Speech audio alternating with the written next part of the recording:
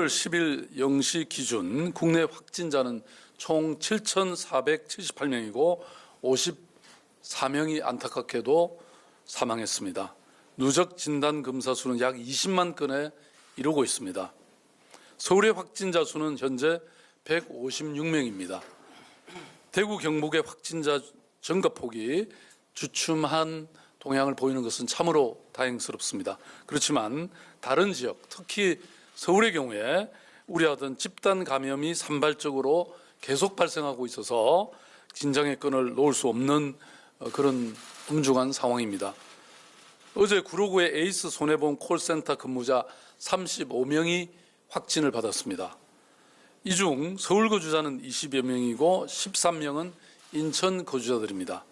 앞으로도 확진자가 추가될 것으로 예상되고 있습니다.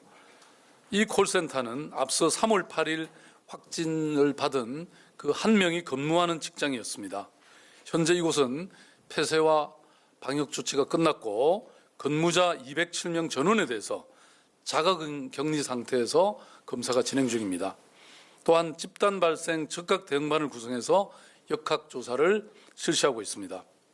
이는 서울에서 발생한 가장 규모가 큰 집단 감염 사례로서 저희들은 매우 심각하고 또 위중하게 이 상황을 인식하고 추가 확산을 막기 위해서 최선을 다하고 있습니다.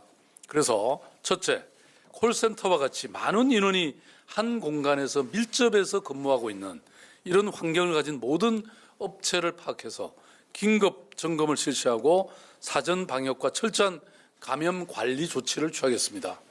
둘째, 서울시가 운영하고 있는 120 다산 콜센터에서는 413명이 근무하고 있는데 코로나19 안내 및 생활정보 제공 그리고 시민생활과 직결되어 있는 이런 중요한 기관이기 때문에 운영에 차질이 없도록 근무자 위생 안전관리 그리고 시설 방역을 보다 더 철저히 하겠습니다.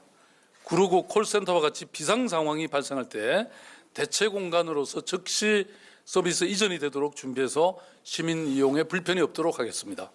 셋째, 집단 감염 사례가 있었던 밀접 공간, 코인 노래방이라든지 또 클럽이라든지 콜라텍과 같은 이런 업체들에 대해서는 휴업을 권고하고 사전 방역 조치를 철저히 시행하겠습니다. 이미 서울시는 집단 감염이 발생할 때마다 즉각 대응반을 구성해서 감염 확산을 선제적으로 차단해 오고 있습니다. 현재 구로구 콜센터 역시 즉각 대응반이 가동 중입니다. 이 집단 발병 즉각 대응반은 은평 성모병원의 경우에 구개반 45명이 투입돼서 그 병원과 또 상황을 완전히 장악해서 성공적으로 확산을 차단한 사례가 있습니다. 이번 구로구 콜센터도 더 이상의 확산이 되지 않도록 똑같이 최선을 다하겠습니다.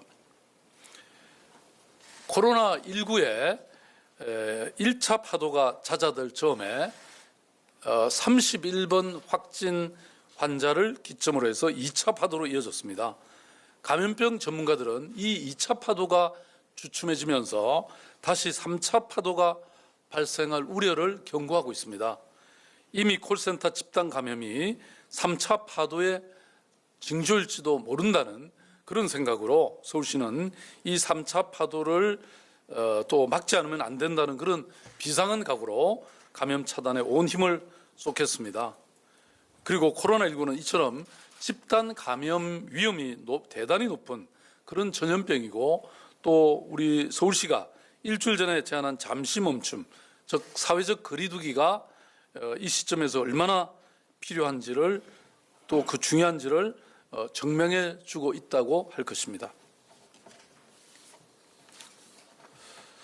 한편으로 코로나19로 인해서 시민의 일상이 송두리째 무너지면서 민생 경제도 심각한 타격이 시작되고 있습니다. 따라서 이에 대한 긴급하고 현실적인 대책이 필요합니다.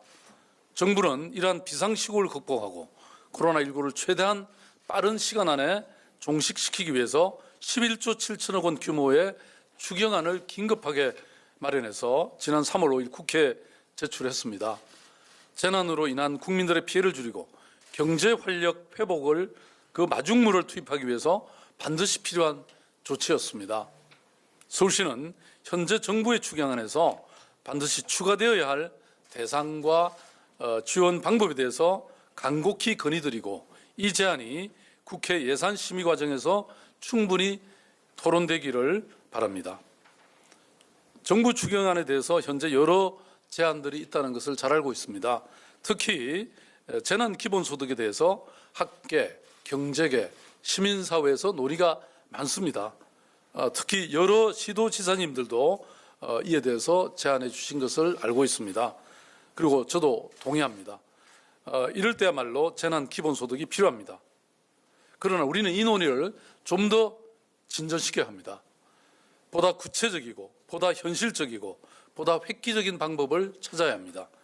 가뭄이 심할 때 모든 대지에 골고루 비를 뿌려주는 것은 그래서 대지를 적셔주면 가장 좋겠지만 그럴 수 없는 현실에서 가장 필요한 곳에 물을 대주는 것이 중요합니다.